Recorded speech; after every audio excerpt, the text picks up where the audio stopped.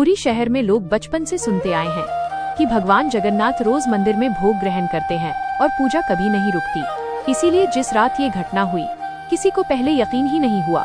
उस रात भी रोज की तरह मंदिर के कपाट बंद कर दिए गए थे। सेवायत अपना काम पूरा कर चुके थे और पूरा शहर गहरी नींद में था। उसी समय मंदिर की रसोई से एक हल्की सी आवाज आई, जैसे किसी ने थाली को धीरे से सरका दिया हो। उसी पल सेवायतों का ध्यान उधर गया और वे दौड़कर रसोई पहुँचे। वहाँ देखा, भोग पूरी तरह रखा था। चावल, सब्जी, मिठाई, सब वैसा ही था। एक दाना भी कम नहीं था। उसी पल मंदिर में डर सा फैल गया और तभी गर्भगृह की ओर से एक गहरी आवाज सुनाई दी, आज मैं अन्न नहीं लूंगा। उस आवाज को सुनते ही सब लोग सन्न रह गए, क्योंकि ऐसा पहले कभी नहीं हुआ था। उसी पल आरती के लिए शंख उठाया गया, लेकिन शंख से आवाज ही नहीं निकली।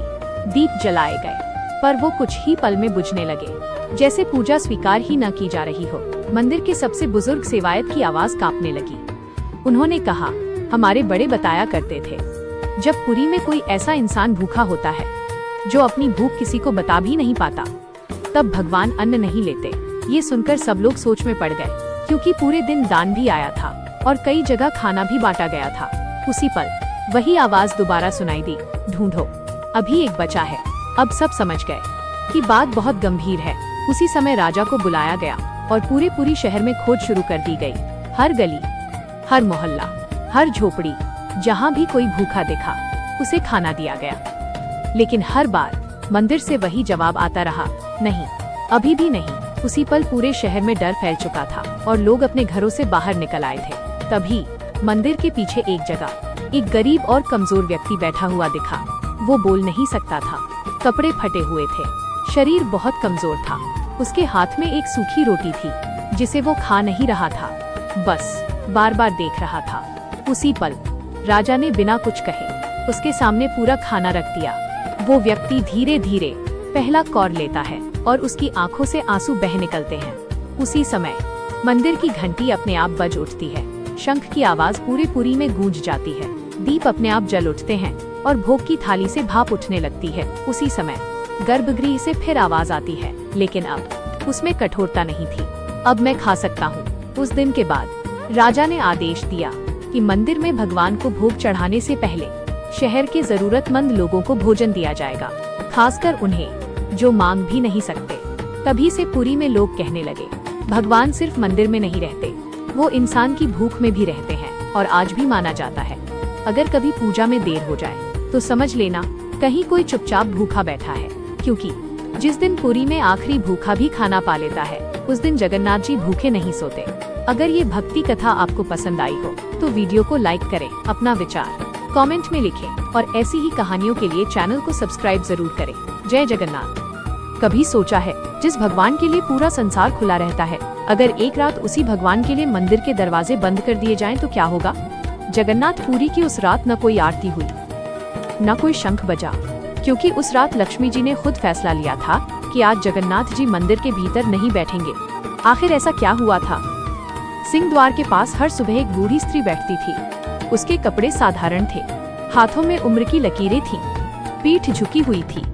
न उसके पास धन था, न महंगे फूल, न सिफारिश, बस एक छोटी सी टोकरी जिसमें कुछ साधारण से फूल और मन में एक ही नाम, जगन्नाथ। आंखों में हर दिन एक ही उम्मीद होती थी, अगर आज मेरे प्रभु तक ये फूल पहुंच जाएं, तो मेरा जीवन सफल हो जाए। लेकिन हर दिन वो वहीं रह जाती थी, दरवाजे के बाहर। एक दिन मंदिर में विशेष उत्सव था। बड़े दानदाता, राजा के प्रतिनिधि सब अंदर जा रहे थे। आज बूढ़ी स्त्री ने मन में ठान लिया। वो 2 कदम आगे बढ़ी। सेवक ने हाथ उठाया, रुको, तुम अंदर नहीं जा सकती। उसने धीरे से कहा, बस एक माला, नियम है। आवाज कठोर थी। लोग देखने लगे। वो पीछे हटी, सीढ़ियों पर बैठ गई, फूलों को सीने से लगाया और पहली बार उसकी आंखें भर आईं। मंदिर के भीतर लक्ष्मी जी सब देख रही थी। उनकी आंखें दरवाजों की ओर नहीं, उस भावना की ओर थीं जो बाहर बैठी थी। वो आंसू जो किसी ने नहीं देखे, कोई रोना नहीं, कोई शिकायत नहीं, बस 2 बूंदें जो बूढ़ी आंखों से सीढ़ियों पर गिर गईं। और फिर वो हाथ जो कांपते हुए फूलों की माला सीने से लगाए हुए थे। मंदिर के भीतर दीपक जल रहे थे, शंख की ध्वनि गूंज रही थी। सब कुछ वैसा ही था जैसा हर रात होता था, लेकिन उस रात लक्ष्मी जी का मन अशांत था। उन्होंने सब देख लिया था। वो वृद्ध आधा स आधा त र एल। लक्ष्मी जी ने सोचा, क्या भक्ति की भी कोई सीमा होती है? क्या प्रेम को भी अनुमति की जरूरत होती है? उन्होंने धीरे से जगन्नाथ जी की ओर देखा। भगवान शांत थे, उनकी आंखों में करुणा थी, लेकिन कोई शब्द नहीं। लक्ष्मी जी ने पहली बार कठोर स्वर में कहा, प्रभु, जिसे आपने कभी ठुकराया नहीं, आज वही इस घर के बाहर बैठा है। जगन्नाथ जी मौन रहे। लक्ष्मी जी आगे बोली, अगर मेरा भक्त इस मंदिर के भीतर नहीं आ सकता, तो आज आप भी इस मंदिर के भीतर नहीं रहेंगे। उस पल मंदिर की हवा बदल गई। दीपक की लौ कांप उठी। जगन्नाथ जी ने पहली बार लक्ष्मी जी की ओर पूरी तरह देखा। धीरे से कहा, लक्ष्मी, बस एक शब्द। कोई प्रश्न नहीं, कोई विरोध नहीं। लेकिन लक्ष्मी जी का निर्णय हो चुका था। उस रात मंदिर के द्वार बंद कर दिए गए। कोई आरती नहीं, कोई शंख नहीं। और उसी रात भगवान जगन्नाथ वो एक साधारण यात्री बन गए। सिर पर साधारण वस्त्र, चेहरे पर शांति और पैरों में भक्त के दर्द की प्रतिध्वनि। भगवान मंदिर से बाहर आए। लेकिन प्रश्न ये है, क्या ये भगवान का अपमान था या भक्ति का सबसे बड़ा सम्मान? भगवान जगन्नाथ मंदिर से बाहर निकल चुके थे, लेकिन पूरी नगरी अब भी सो रही थी। गलियों में सन्नाटा था। समुद्र की लहरें धीमी आवाज में कुछ कह रही थीं। भगवान साधारण यात्री की तरह चल रहे थे। न कोई रथ, न कोई शंख। उसी समय वो वृद्ध स्त्री अब भी मंदिर के द्वार पर बैठी थी। उसने जब देखा एक साधारण पुरुष मंदिर से बाहर आ रहा है, तो उसने सिर झुका लिया। वो नहीं जानती थी कि सामने कौन है, लेकिन उसका हृदय कांप उठा। उसने धीमे स्वर में कहा, प्रभु, अगर आप ही हैं, तो मुझे क्षमा करना।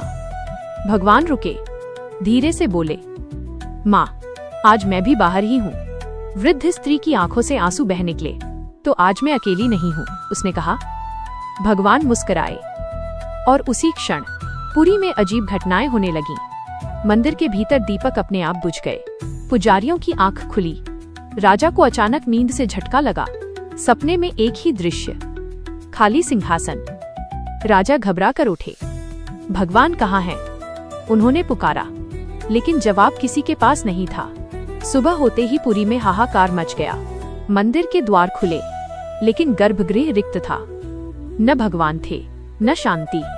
राजा नंगे पांव मंदिर से बाहर निकले, और तभी उन्होंने देखा मंदिर के द्वार के बाहर वो वृद्ध स्त्री बैठी है, और उसके पास भगवान जगन्नाथ। राजा के हाथ कांप गए। वो दौड़े और भूमि पर गिर पड़े। प्रभु, ये क्या हुआ? भगवान ने धीरे से कहा, जहां मेरा भक्त अपमानित होता है, वहां मैं नहीं रहता। राजा की आंखों से आंसू बह निकले।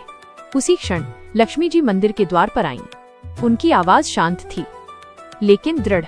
भक्ति किसी नियम की मोहताज नहीं होती, उन्होंने कहा, और जो प्रेम को द्वार पर रोक दे, वो मंदिर खोखला होता है। राजा ने वृद्ध स्त्री का हाथ पकड़ा और कहा, आज से ये मंदिर हर उस हृदय के लिए खुला है जहां भक्ति है। भगवान मुस्कुराए, और तभी जगन्नाथ जी मंदिर के भीतर लौट आए। दीपक फिर जले, शंख बजे। लेकिन उस दिन के बाद पुरी बदल गई, क्योंकि उस रात भगवान ने सिखाया, धर्म ऊंचाई नहीं देखता, भक्ति देखता है।